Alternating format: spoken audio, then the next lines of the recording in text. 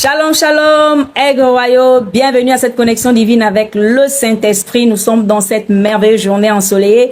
Avec le Saint-Esprit, nous rendons gloire à Dieu. Amen, amen. Nous parlons du général Naaman qui était un homme fort, un homme ayant à sa charge toute une armée, un homme de valeur, un grand homme. Alléluia. C'était un homme aussi qui avait, selon que nous racontent les Écritures, nous voyons que c'était un homme qui avait une estime, une haute estime de sa personne.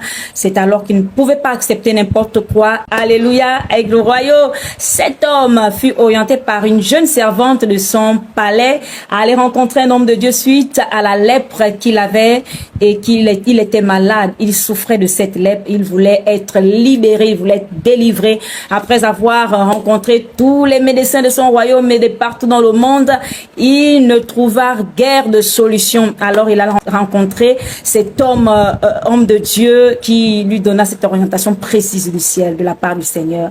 Cher Naaman, cher général, allez tout simplement au Jourdain, vous trempez 7 fois et vous serez totalement libre de votre lèpre. Ah bon? Moi, le général Naaman, respecté de par le monde, jamais ça. Alors Naaman remonta dans ses chars, alléluia. Mais il fut empressé par ses soldats en disant que général, cela ne vous coûterait rien de vous tremper dans ce Jourdain.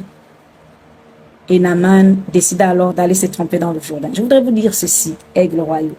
Nous n'avons pas besoin de mettre, selon que Dieu nous oriente, de mettre notre orgueil, notre réflexion. Alléluia.